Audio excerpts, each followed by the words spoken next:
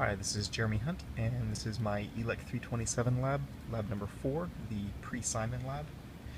So in this lab we were tasked to making a game somewhat similar to the old game Simon.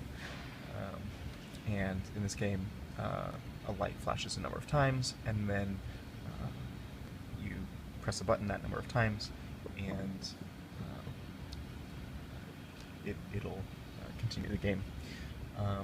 So we have the green LED here that this is the LED that flashes, so if it flashes 4 times, you're supposed to press this button 4 times, 3 times, press this button 3 times.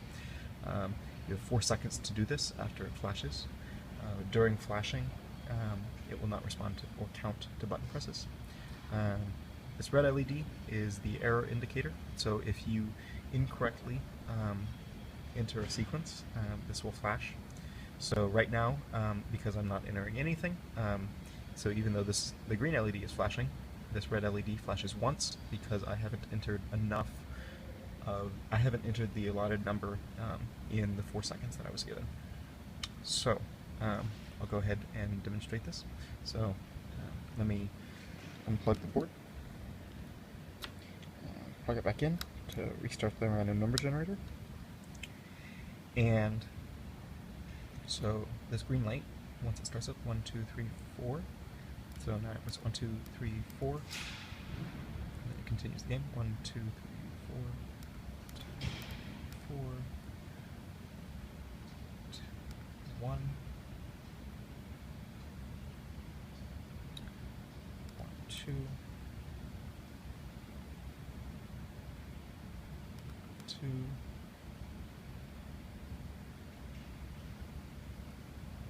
1, 2, 3, 4, 2, and on this next time, I will press the button too many times.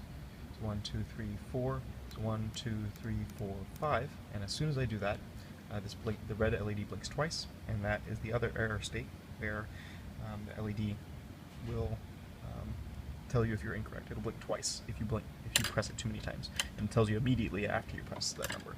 So let me show it again on the other error state. So 1, 1, 2, 3, 1, 2, 3. 1, 2, 3.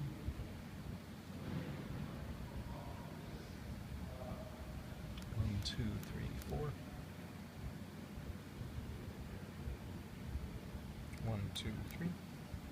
And then this time I will just let it go.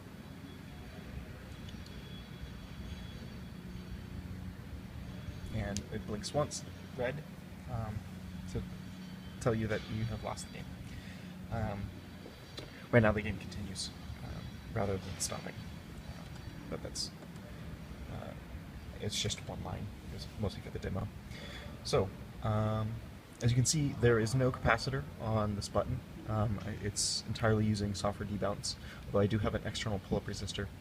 I find that external pull-up resistors work a little bit better on these buttons. So let's go look at the code.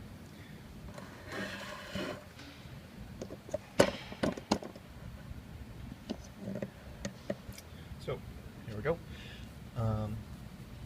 In this code, the main parts of the code are you have the main game loop, and this loop will basically generate a random color, display it, and then track, turn on button input, count the number of times the button was pressed, and then check to see the number of times the button was pressed in the amount of time to see if we failed or we should continue the game. If we fail, we flash the error state, and we can return, but I have this line commented out. And then we start the game over again. One thing to notice is that this random number generator, this is one of the big parts of the code. This random number generator Borrow the edge of your desk for a second. Sure. hold on to yours, or if I want to be fast. I just can't hold it. Next try. So this random number generator takes a random seed. This random seed is generated by looking at the amount of time of the startup time of the real-time clock on the system. Since that startup time is affected greatly by thermal noise and various other environmental factors, it is essentially random. So we use that as a seed for this random number generator. The seed then feeds into two different linear feedback shift registers. One linear feedback shift register has is 16 bits, and the other one is 15 bits. And these two linear feedback shift registers are XORed together. By doing that, we get a very, very long period. The period is actually over 2 billion, so you won't see a repeating period with the same seed for over 2 billion trials. This is pretty good. We also extract the lower 8 bits of this feedback shift register because that is actually the only valid white noise bits in this register.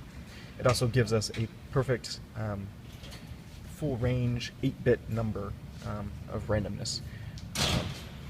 This is very useful for getting an even distribution. So this random number also, these linear feedback shift registers are designed such that each shift register of 15 or 16 bits generates all of the possible values for that register except for 0. These numbers are defined up here, and I got these from a table, which can be found online. The code has the description of the algorithm in more detail. Once we generate this 8-bit random number, we take the modulo 4 of this number, and that gives us a uniformly distributed 4-bit number, or not 4-bit, 2-bit number rather. This 2-bit number is then used in the main game loop to generate the number of presses that we need to do and the number of flashes. The other large part of this code is the debounce timer. So rather than using a capacitor on the end of the button to help with debounce at the time of the button, or rather than using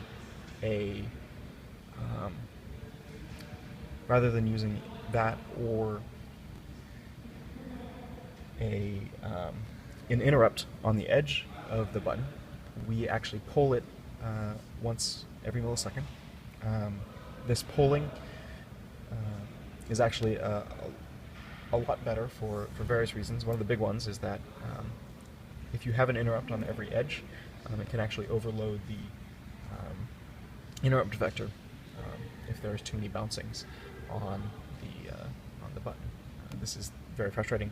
So we poll once a millisecond, and if we get 3 pollings that are the same, we take that as the correct current value of the button. We detect edges on this current value, and that's how we detect the number of presses on the button. During the main loop, when we flash the LEDs, we actually set up the LEDs, and then we go into a low power state and allow the interrupts to flash the LEDs, count the buttons, or flash the error LEDs. So that is pretty much everything in my code. Thanks for watching.